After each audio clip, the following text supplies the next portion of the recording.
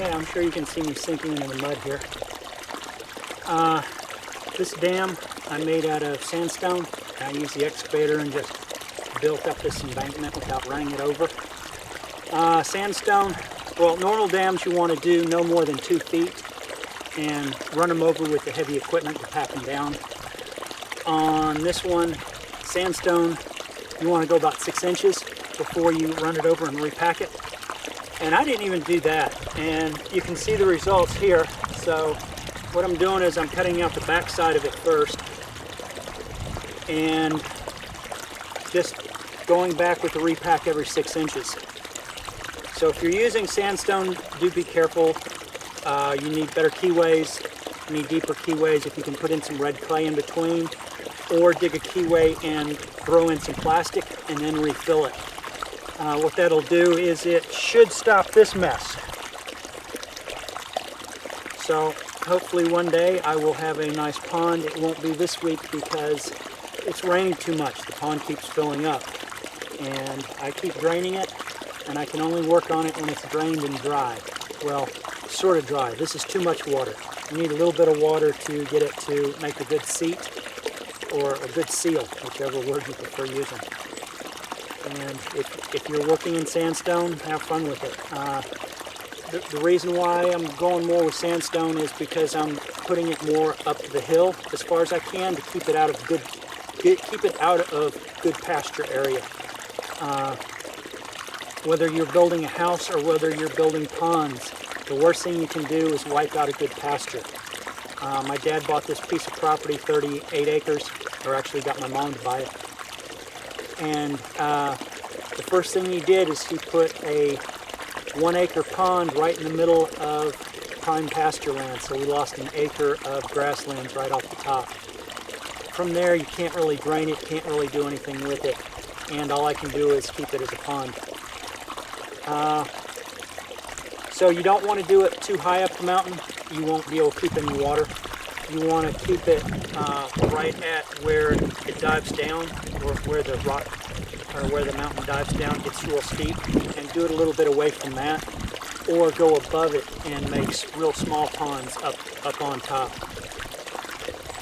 A lot of people are using swells. I don't advise them. Ponds, you really want to keep them at least 2 feet deep. That will keep the raccoons from going in there and eating up all your frogs. You lose your frogs and you're going to be eaten alive by mosquitoes. And also it doesn't hold enough water to keep large quantities of animals from fouling it. So do remember, even though you're thinking of the property without any livestock at all, we are going to have to put livestock on just about all the property eventually. Our farming techniques are going to have to change once all the gasoline runs out, because the oil we're pulling out of the ground is what we're using for 90% of all. Actually, it's more than 90%. It's more like 95% of all our fertilizer is coming out of the ground from crude oil. So once that runs out, we're going to have to pull nutrients out of the ocean, or back out of the ocean, and find better ways of conserving our farms, because right now we're really doing a crappy job of it. But do remember that ponds are the first thing. We have to have water. No water, no life. No fertilizer, no life. And if all we have is stupid people making decisions for us in government, then it will come back to us, just as this came back to me.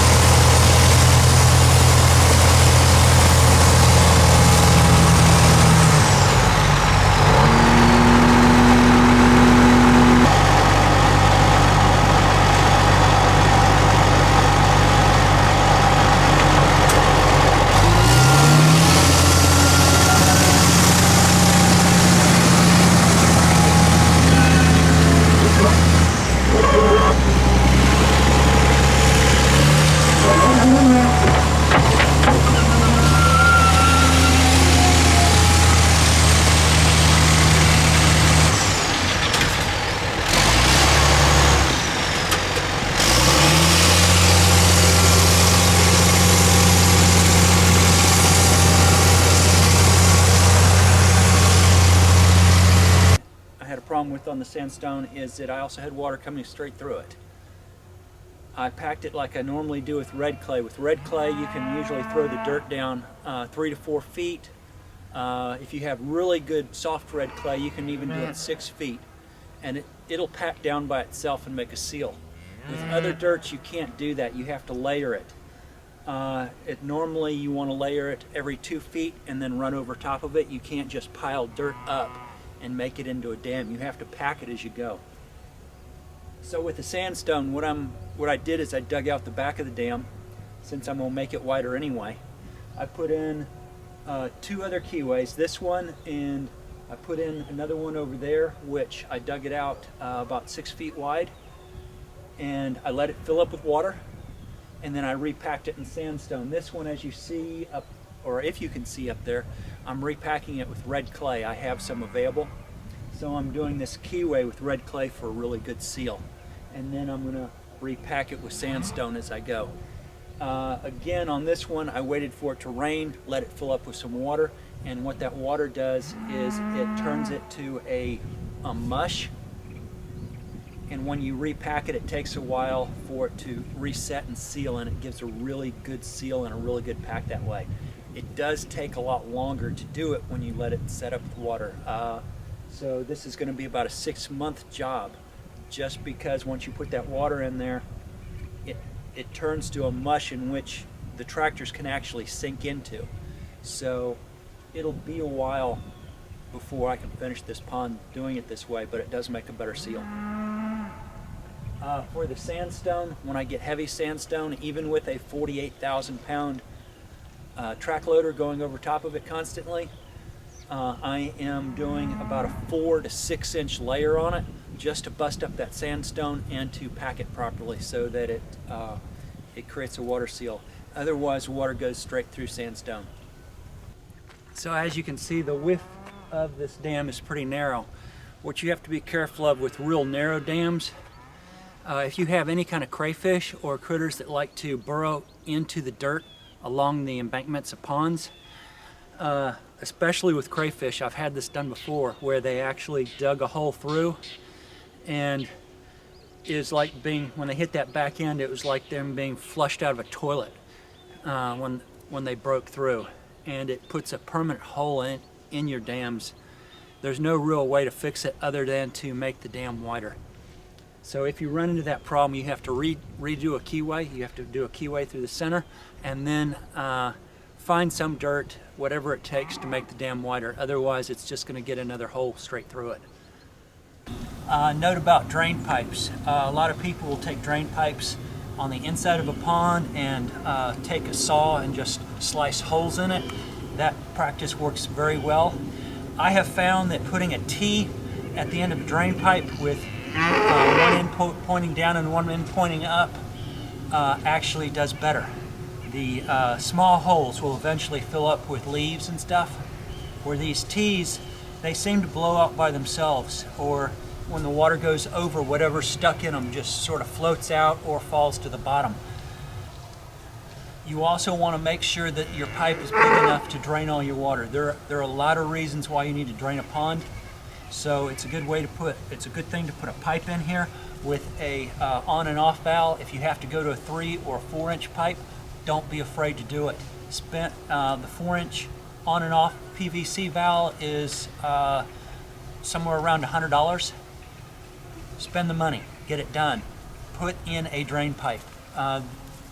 You will need it. For one reason or another, you will need it. When turning these things off, I've shown this before, but make sure you turn them off real slowly. Don't turn them off fast, because the momentum of the water all the way through the back pipe has mass to it, and you shut it off fast, and that momentum is going to add to the pressure, and even though this thing has a 200 psi rating, it can actually blow, it can exceed that 200 psi's and blow this valve right off the pipe. It can bust the pipe up. Another factor you need to be looking out for is get the 20-foot pipe. If you will notice, or if you look at the 10-foot pipe or the cheaper stuff, it has air pockets on the inside of the pipe, Whereas the 20-foot pipe is made differently. It's actually solid plastic, and it will hold up better for pond use. The foam stuff is what's normally used for houses, and you don't need, for houses you don't need the weight and the insulation, that the air pockets give some insulation on the pipe, so it keeps the if you have air going up underneath your house from the outside, it will keep your black water from freezing up and stopping up your toilets. But for pipes, make sure you get the 20-foot. Also on the 20-foot, there's another advantage to it.